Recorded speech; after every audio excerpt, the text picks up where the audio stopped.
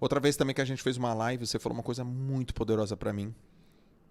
Que você falou que as pessoas que hoje mais sofrem, têm uma vida muito difícil, que têm, sei lá, uma insatisfação tremenda no trabalho, uma vida financeira ruim, elas são orgulhosas. Ixi. Quando você falou aquilo, eu lembrei exatamente de uma pessoa, assim, muito próxima a mim. E eu falei, eu acho que isso é orgulho também. Amigo, toda a dor humana, todo o fracasso humano, todas as doenças, toda a pobreza, toda a guerra, todo o divórcio é por causa de orgulho. Todo.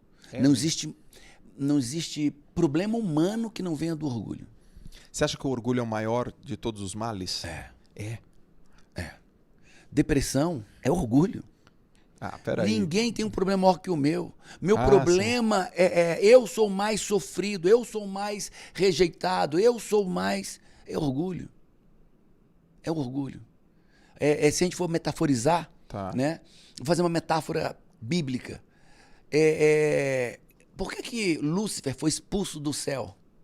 Orgulho, ele queria ser igual a Deus. Uhum. Queria ser igual a Deus. Por que Adão e Eva foram expulsos do paraíso? Orgulho. Queriam também ser igual a Deus. Queriam as prerrogativas divinas. Não se contentavam. Queriam ser mais. Queriam ir além do que eles próprios podiam. Orgulho. Quando alguém não perdoa alguém, por que alguém não perdoa alguém? Orgulho. Por que alguém maltrata alguém? Orgulho. Olha, quando uma pessoa é impaciente com outra, é o quê? Orgulho. E o orgulho destrói. O orgulho, por onde ele passa, ele destrói. E é danoso demais. Ô Paulo, pô, você já teve assim, ó, de cis, quantos? 24. Com aquela galera. Milhares de pessoas. Milhares, cara. O que mais você viu, assim? Qual é o padrão que se repete na turma? É mais ou menos assim, ó, vai acontecer tal coisa. Galera, mais uma turma de métodos cis. Vai ter esse tipo de gente, vai ter esse tipo de pergunta, vai ter esse tipo de dúvida. Porque, cara, 220 e poucos métodos cis. É muita gente, cara. Amigo, é muita coisa que acontece. Porque você já deve estar no nível que quando acontece, meio que você até já sabe. Não precisa nem terminar a pergunta, até já sabe, né? É tão louco que hoje eu consigo ler as pessoas. Os padrões são tão repetidos que eu olho para aquela pessoa, eu sei como foi a criação dela, eu sei como é que foi o pai dela, eu sei se foi abusada, eu sei se foi abandonada, se foi sofreu violência doméstica. Os padrões se repetem, são poucos padrões, mas se repetem e se combinam. Então, com a experiência... Mas, assim, o que mais eu vejo hoje eu não vou dizer no método CIS, mas o que eu mais vejo hoje nas minhas redes sociais é as pessoas perguntando, Paulo Vieira, como é que eu descubro o meu propósito? Essa é a pergunta número 1, que eu já estou impaciente já de responder. Né? Porque ninguém encontra seu propósito. Boa. Ninguém encontra. O seu propósito te encontra quando você descobre sua real identidade. Quer ver uma coisa? Você não pensou, tenho certeza, você não pensou, planejou, eu vou ser um treinador de pessoas, vou desenvolver pessoas, você pensou nisso? Nunca. Nunca. Mas quando você descobriu quem você era, isso te pegou pelo braço, saiu te puxando e te fez ser quem você é hoje. Sim. Quando nós descobrimos nossa real identidade, a nossa real, aquilo mais parecido com o que nós nascemos para ser, quando você descobre sua identidade, amigo, você é raptado para viver uma missão. Paulo, por que pessoas vivem largados no mundo? Porque não têm noção quem eles são. Estão se drogando, estão bebendo, estão dormindo até tarde, estão presos em séries, presos em pornografia, presos numa vida sem sentido, porque eles não sabem quem eles são. Porque no dia que ele descobrir sua real identidade, compor sua identidade, ele é catapultado, é sequestrado para viver um propósito. E Paulo, pô, hoje você tem uma legião de gente que te segue. Você tem resultados inquestionáveis nesse mercado. Mas conta um pouco lá do começo. O Paulo que não tinha track record, que tinha dúvida. Eu já ouvi algumas das tuas histórias. E você passou por momentos muito difíceis, né? Sim. Como é que foi o teu começo? Lá atrás, né? Lá atrás eu sou cearense, né? Mas eu fui com 1 ano pro Rio de Janeiro e me criei lá.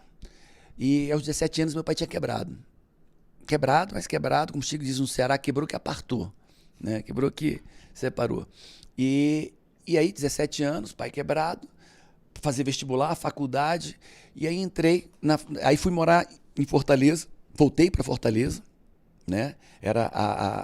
Minha mãe era de Fortaleza, tinha familiares em Fortaleza, então eu cheguei em Fortaleza e fui fazer faculdade. E dos 17 anos aos 30 anos, aí, meu amigo, a peia foi grande.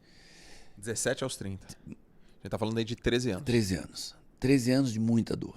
13 anos de um casamento que fracassado, 13 anos de muitos baixos e poucos médios, né? Porque não dá nem altos e baixos, era muito baixo e médio. O que você fazia? Cara, trabalhava com o quê? Eu fazia faculdade. Tá. Só que a faculdade que eu fazia no início é de manhã, tarde e de noite. Então eu não conseguia trabalhar. E não tinha dinheiro nem para o ônibus.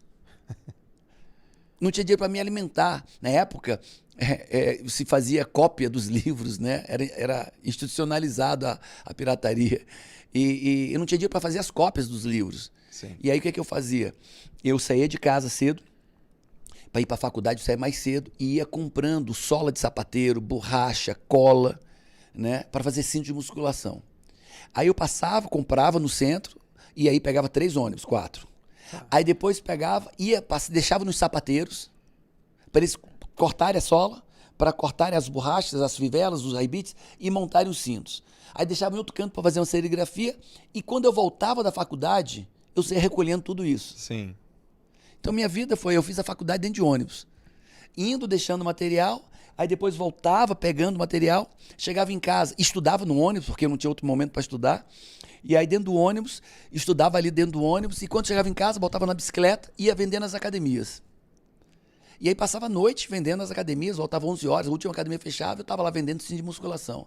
E aí eu comecei a ter o cinto, aqueles do aquele cinto para dar suporte à lombar, né?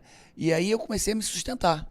Eu já tinha dinheiro para comprar os livros, eu tinha dinheiro para o ônibus, eu tinha dinheiro para lanchar.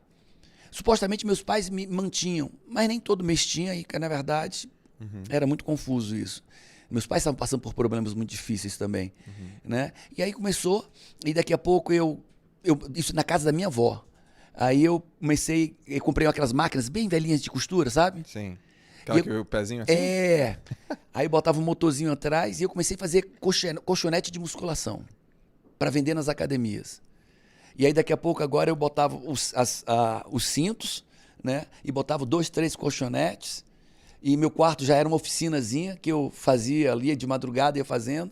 E assim eu passei anos, né? Sobrevivendo dessa maneira. Você fazia faculdade de quê? Engenharia. Engenharia.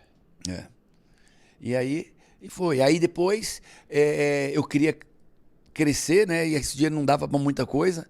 E aí eu comecei a vender sunga na praia. Eu tinha 7 dias, eu estava trabalhando 5, 6. Sim. Então o 7º dia era na praia. Eu faccionava as sungas de praia e ia vendendo. E botava na bicicleta e ia pra praia e ficava vendendo na praia. Sim. Aproveitava, jogava frescobol. Não tinha orgulho, amigo.